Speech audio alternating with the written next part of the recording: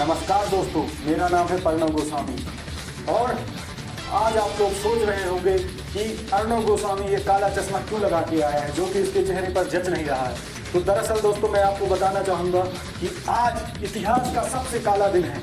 और दोस्तों मैं आपको बता दूँ कि बॉलीवुड में जितने भी माल फूंकने वाले ये गजेड़ी पूरे देश में आज पूरे देश को बिगाड़ रहे हैं और सारे के सारे ये मिल करके अगर पाकिस्तान चले जाएं तो इनका क्या जाता है, क्योंकि इनको पता है कि इनका जो धंधा है वो बॉलीवुड से ही चल रहा है। तो आइए हम जानते हैं कि हमारे देश में जो नशेड़ी बैठे हुए हैं तो इनका धंधा हम कैसे बंद कर सकते हैं। हमारे साथ जो पैनलिस्ट जुड़े हुए हैं हम आज उनसे पूछते हैं और हमारे साथ पूरा भारत पूछता है इनसे। देखिए अर्णव जी, मैं आपको बताना चाहूँगा कि मैं पिछले 20 साल से बॉलीवुड में काम कर रहा हूँ, लेकिन मुझे पता है कि यहाँ पर जो पहले नशा करते थे तो वो लोग बीड़ी गांजा इतना ही करते थे, लेकिन आजकल की जो नई हीरो हीरोइन बनने जो आते हैं तो वो लोग इतना जल्दी नशा कर रहे हैं, इतना ड्रग्स ले रहे हैं कि मैं आपको बता दूं कि वो लोग आजकल एक पुड़िया लिए रहते हैं। तो वो जब उनको ड्रग्स की लत पड़ती है तो वो उस पुड़िया को लेकर के किसी भी ड्रिंक्स में मिला देते हैं और फिर उसको मिलाने के बाद वो उसको पी जाते हैं और जैसे ही पी लेते हैं तो फिर खुलासा। जी हाँ दोस्तों, न्यूज चैनल के इतिहास का अब तक का सबसे बड़ा खुलासा होने जा रहा है। मैं आपको बता दूं, जब मैंने प्रिया चक्रवर्ती से पूछा कि तुम्हारे ऊपर जो आरोप लग रहे हैं उनसे क्यों घबरा रही हो, तो दोस्तों उसने कहा कि पहले मुझे मग दो, मुझे कॉफी ला के दो, मुझे चाय ला के दो, मुझे दूध ला के दो, मुझे शक्कर ला के दो, मुझे ये दो वो दो। मुझे क्या पता था दोस्तों कि वह कॉफी के साथ ड्रग ले रही थी और उसमें मिला करके वो उसे पी रही थी। और यही बात जब हमने दोस्तों महाराष्ट्र सरकार से पूछी तो उन्होंने मुझे चैनल बंद कर देने की धमकी दी। सुन लो उद्धव ठाकरे जी, सुन लो अनिल देशमुख जी, मैं अर्णव गोस्वामी आपको नहीं बोलूंगा, तुमको चैलेंज करता हूं कि अगर तुम्हारे बाप में इतना दम है तो तुम मेरा चैनल बंद करा करके दिखाओ। सुन लो गृह मंत्री अनिल देशमुख जी, ये चैनल तुम्हारे बाप का नहीं है और वो जो तुम्हारा कमिश्नर धर्मवीर सिंह बैठा हुआ है ना, वो भी मेरा कुछ नहीं बिगाड़ सकता है। भगवान का दिया हुआ मेरे पास Y+ सिक्योरिटी है। तुमको जो उखाड़ना है उखाड़ लो। मैं रोज पैदल चल करके जाऊंगा और देखता हूं कि ये पुलिस, ये सरकार मेरा क्या कर सकती है।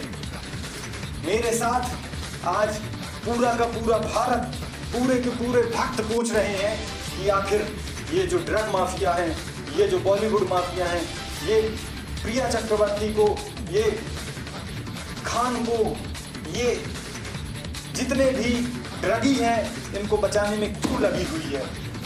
अभी सबसे बड़ी खबर मिली है दोस्तों, मैं आपको बता दूं कि जो दीपिका नामक एक हीरोइन है वो अपनी बीड़ी में गांजा और चरस भर करके ड्रग्स लेती थी और उसे पीती थी। हमारे रिपोर्टर हालांकि उनका पीछा कर रहे हैं क्योंकि वो घर से अभी भाग चुकी हैं। देखिए मैं अपने रिपोर्टर से आपको मिलवाता हूँ। जी प्रदीप भंडारी, बताइए क्या चल रहा है वहाँ पर। देखिए पर्दम, हम अभी हाईवे पर खड़े हुए हैं। थोड़ी देर बाद यहाँ से दीपिका पादुकोण निकलने वाली है, थोड़ी देर बाद। और सूत्रों के अनुसार हमें मालूम चला है कि उन्होंने अपना इस बार व्हीकल भी चेंज किया है और मुझे सूत्रों के अनुसार मालूम ये भी चला है कि इस बार वो ट्रक से यहीं से इसी जगह से निकलने वाली है। और हमें यहाँ पर बैठकर आकर पूछता है भारत के बॉलीवुड कब तक गांजा फूकता रहेगा, कब तक अगर फूकता ही है तो पाकिस्तान जाकर फूके। यही वो ट्रक है जिसमें दीपिका पादुकोण बैठी हुई है, यही वो ट्रक है। मुझे साफ नजर आ रहा है कि वो अभी भी गांजा फूक रही है और उनके साथ रणवीर सिंह भी है। इस बार वो दीपिका पादुकोण है इसी ट्रक में। देखिए हम लोग उसका पिछला भी करते हैं। देखिए यही है वो ट्रक, देखिए इसी ट्रक में बैठी हुई है। देखिए बिल्कुल बहुत ही अच्छा काम कर रहे हैं आप ये पब्लिक भारत के एक बहुत ही सशक्त और जिम्मेदार रिपोर्टर हैं। आप ऐसे ही अपना काम कीजिए, यूं ही आप मुझे सुपरफास्ट तरीके से न्यूज़ दीजिए। मैं अपने भक्तों को, अपने जो मेरे व्यूअर हैं उनको ये दिखाता रहूँगा। और इसके साथ ही मैं आपको बता दूं, आपने देखा कैसे एक हीरोइन दूसरे हीरोइन का पता पूछ रही है और हीरोइन का उपयोग कर रही है, लेकिन मेरे साथ पूछता है भारत कि कहाँ है वो सलमान, कहाँ छुप करके बैठा हुआ है वो सलमान। अरे वो सलमान बेटा, तूने जो बिग बॉस के स्क्रिप्ट याद की है, सिर्फ वही बोलना आता है क्या तुझको? अगर तुझ में हिम्मत है तो तू इन ड्रग्स माफियाओं को क्यों नहीं बोल रहा है? तू इतना क्यों डर रहा है इनसे? मैं और मेरे साथ पूरे भारत पूछता है कि तू कहाँ छुप करके बैठा हुआ है। मुझे तो लग रहा है कि तू उसी घर में चरस, गांजा, अफीम, दारू, पार्टी, मुर्गा सब कुछ कर रहा है, लेकिन तू हम लोगों से कब तक बचेगा सलमान? तुझे पता नहीं है कि रिपब्लिक के रिपोर्टर कहीं पर भी घुस सकते हैं, कहीं पर भी तेरा पता निकाल सकते हैं। अगर तुझ में दम है तो तू सामने आ, छुप कर कहाँ बैठा हुआ है?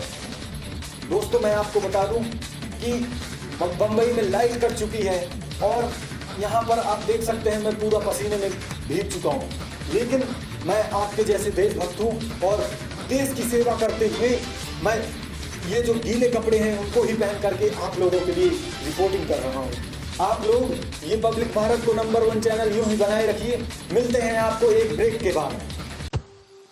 लॉकडाउन लाया नॉर्मल लाइफ में स्पीड ब्रेकर, इसलिए उगा रहा हूं चावल और चला रहा हूं ट्रैक्टर। पर अब सीन पलटेगा। बिग बॉस 2020 जल्द सिर्फ ब्रेक के बाद एक बार फिर से थूकता है भारत कि जब देश इतना खुश है, जब सभी को पता है कि जीडीपी, हमारे भारत की जीडीपी अर्थव्यवस्था पूरे विश्व में सबसे अच्छी चल रही है। मैं आपको बता दूं दोस्तों, 40% जीडीपी है हमारे देश की।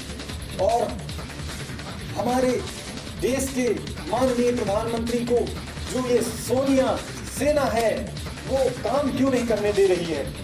आप नीचे मुझे हैशटैग ये पूछता है भारत करके और ट्विटर अकाउंट पर तुरंत मुझे फॉलो कीजिए और ये हैशटैग का इस्तेमाल कीजिए। आप बताइए कि हम सोनिया सेना से और जितनी भी महाराष्ट्र में सेना है उनसे डरने वाले नहीं हैं। हम एक समझदार, हम एक अच्छे भक्त, हम एक अच्छे नागरिक हैं। तो मैं आप लोगों से यही बोलूंगा, जो भी सोनिया सेना का साथ दे दोस्तों, तो आप उसे पाकिस्तान भेजने का प्रबंध कीजिए। और इसी के साथ मैं आप लोगों से विदा लेता हूं। नमस्कार दोस्तों, आप लोग यूं ही हम पर ऐसे ही प्यार बनाए रखिए। भारत की जीडीपी की विकास दर -24 हो चुकी है। भारत के मैन्युफैक्चरिंग सेक्टर की विकास दर -39 हो चुकी है। यह वो सेक्टर था जिसे मेक इन इंडिया का झंडा बुलंद करना था। आइए हम सब मिलकर नेहरू को जिम्मेदार ठहराएं। फ्लैशबैक में जाकर देखिए कोरोना से पहले जीडीपी का क्या हाल था। जनवरी से मार्च 2020 की तिमाही में जीडीपी 3.1% हो गई। तालाबंदी से पहले ही भारत की जीडीपी 3.1% पर आ चुकी थी।